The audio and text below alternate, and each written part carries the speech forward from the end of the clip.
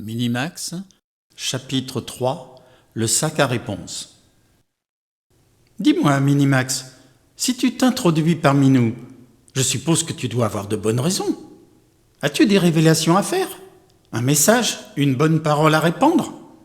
Ah ah, j'ai ceci, dit-il en tapotant de la main une sorte de petit baluchon que je n'avais pas remarqué jusqu'ici. Qu'est-ce que c'est? demandai-je curieux. c'est un sac à réponse. Un sac à réponse, c'est-à-dire? C'est-à-dire, un sac à réponse, c'est un sac qui contient des réponses, pardi. Enfin, Minimax, un sac ne peut pas contenir des réponses. D'ailleurs, des réponses à quoi? À des questions, cette bonne blague. Il articula chaque syllabe. Un sac à réponse, c'est un sac qui contient des réponses à des questions. C'est clair, non? À n'importe quelle question? Bien sûr. Dans ce cas, tu n'as qu'à ouvrir ton sac et distribuer tes réponses au monde entier.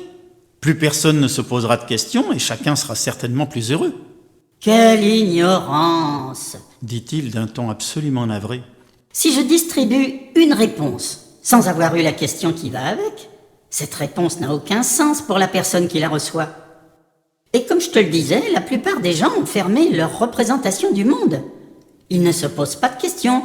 Je ne peux pas écouler mes réponses et mon sac est plein. Comprends-tu?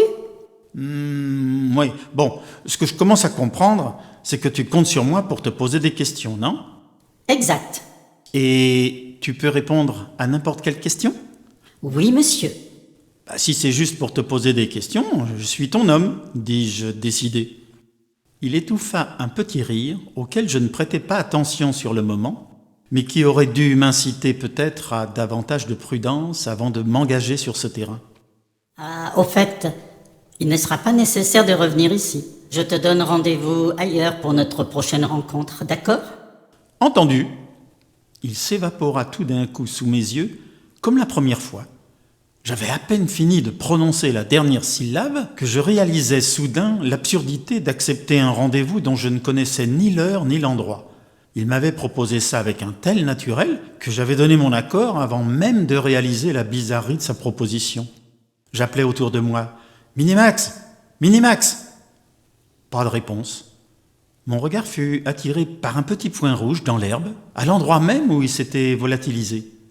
Je me penchai et ramassai une de ses chaussures rouges qu'il avait dû perdre. « Minimax! Minimax !» appelai-je encore sa petite chaussure à la main. Toujours pas de réponse. Je fourrai la chaussure dans ma poche et rentrai chez moi.